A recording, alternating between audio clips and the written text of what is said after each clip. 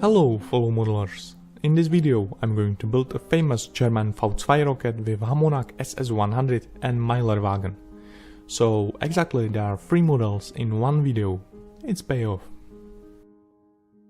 So I have here a new kit from Takom. I'm quite excited because it is the first 72 scale kit from this company.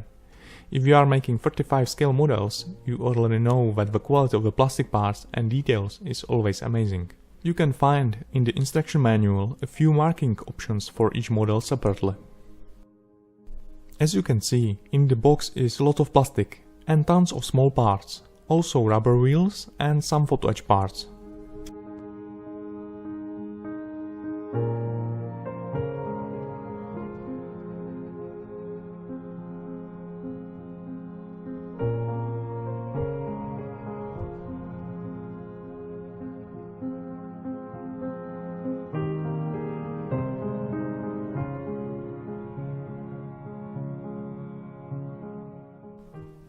So, let's start with model assembly. I cut out plastic parts from sprue with sharp side cutters and glue parts together with extra thin glue. I bought a new Mr. Cement SP. It evaporates on air faster than Mr. Cement S, so it can be handy if you have a small parts with tiny details. However, that is all about the differences. I need to remove pinholes and production number with microelectric drill and grinding head.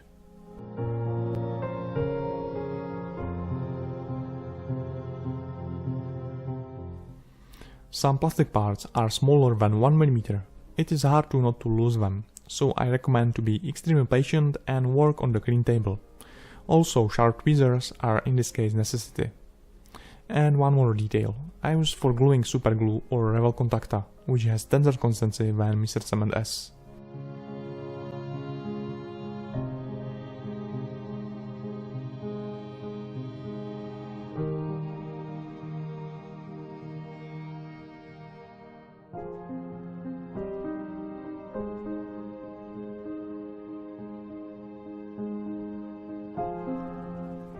I am amazed by a number of details, especially leather from photo etch parts looks fantastic. I glue metal to plastic with a Loctite Super Attack. It is a little bit more expensive than ordinary super glue, but also much stronger. So, I finally assemble all parts together. This is the result. In the kit are 2 options. You can assemble a model to position ready to fly or transport position. Now I must prepare the model for painting, therefore I must cover all joints with a putty for plastic and remove all imperfections. I let putty dry properly for 5 hours, and now I can remove excess putty with a sponge sandpaper. First I use sandpaper with 500 grit and then with a 1000 grit. Because I filled the panel lines with a putty, now I must rescribe them with a razor saw. Longitudinal joint is quite tricky to rescribe, because you must be careful with the pressure and you must control deep of line.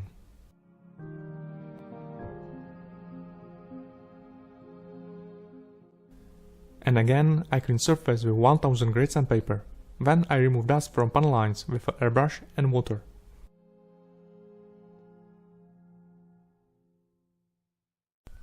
I make some rivet lines for fun, the final look will be more interesting.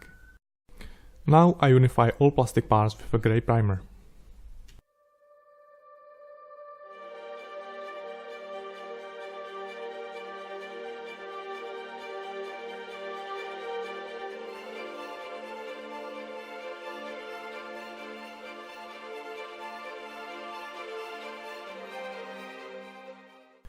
Finally, painting.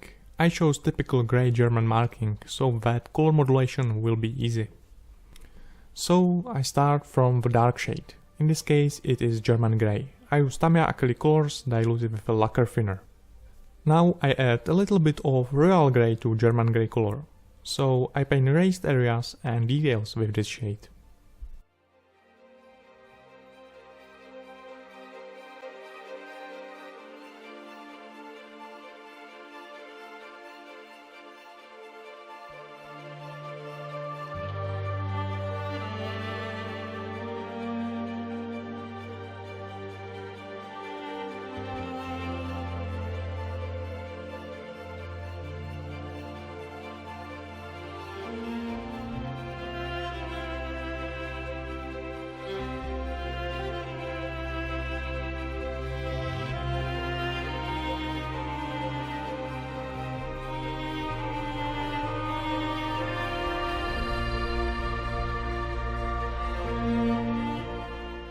I usually use for highlights 3 or 4 shades, so I mix light grey blue color. I don't recommend using only light grey because these shades are dull.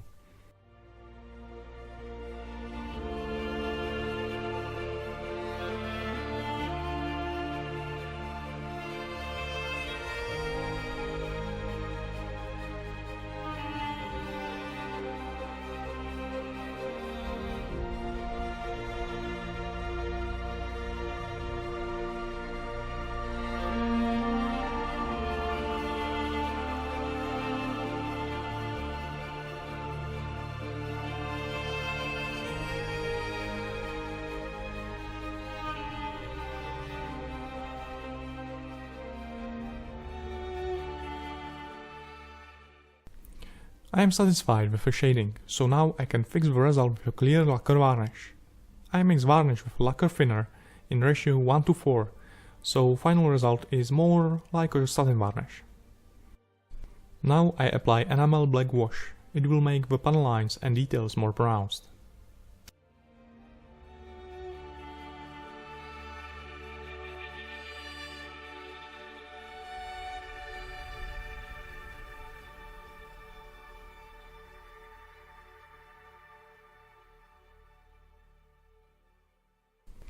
Now I clean excess wash with an enamel thinner and cotton swab.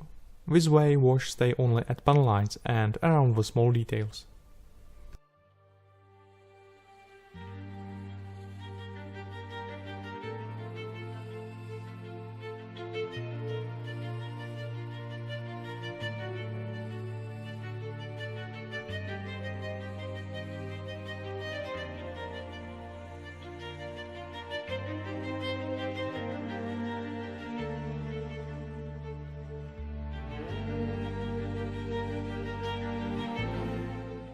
I decided to make a heavy weathering for change. I use only oil paints and enamel thinner. First I paint a little bit of dirt to edges and areas where dirt is usually accumulated.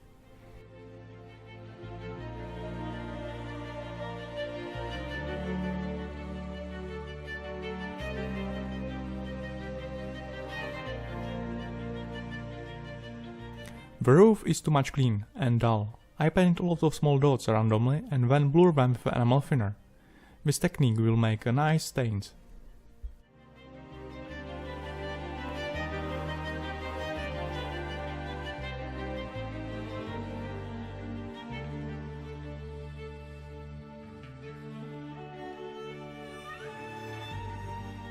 Now I apply the second layer when the thinner evaporates. I repeat the whole process when I am finally satisfied with the result.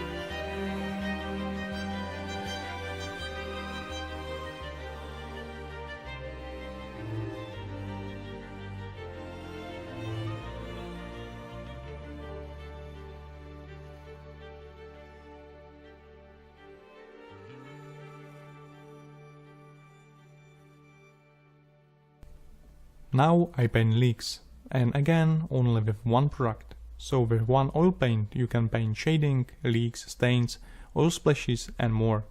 So you really do not need a separate product for each effect.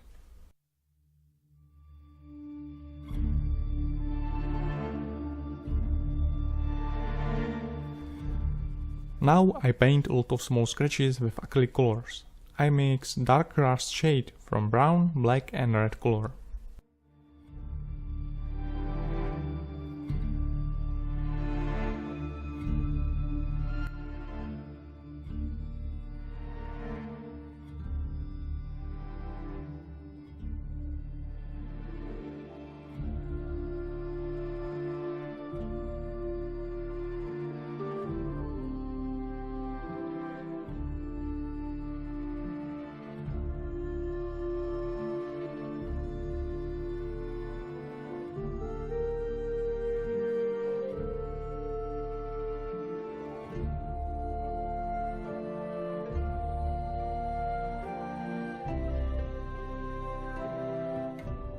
Some sketches are too much pronounced, so I remove them with a Revel paint remover.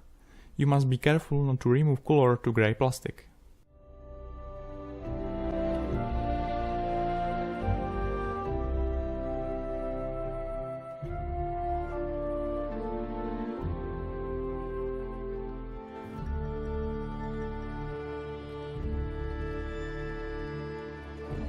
I apply dry pigments on the bottom and fix them with a pigment fixer.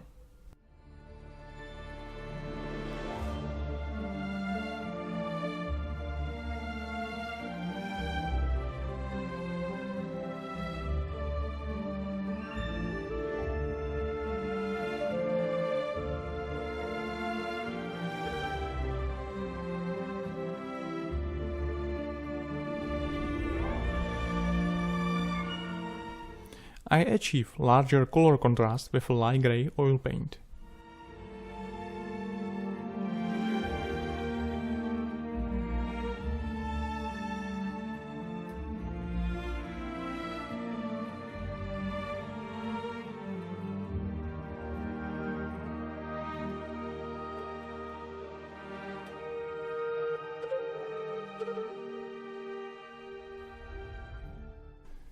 Okay, that was Hanomag SS100, so now I will do same on the Meillerwagen. Don't worry, it will be quick.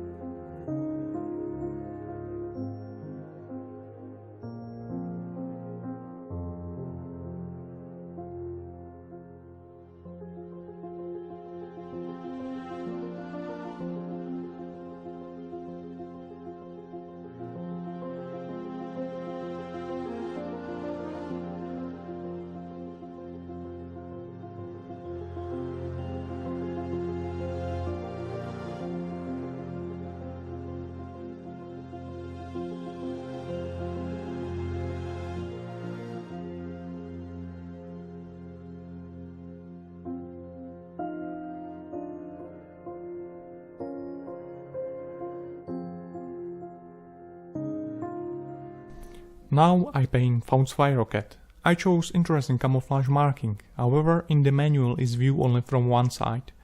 Hopefully I found at Google full color scheme. You can find the link in the video description.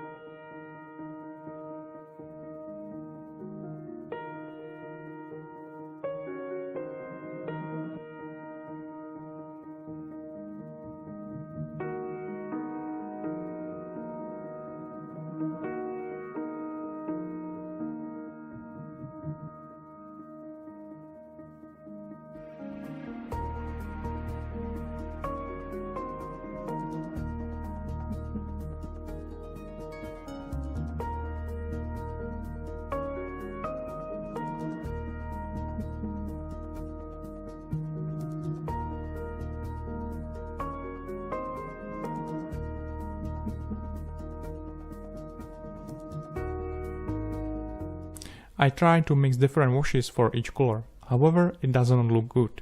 So I clean wash with a cotton swab and apply again the dark brown wash.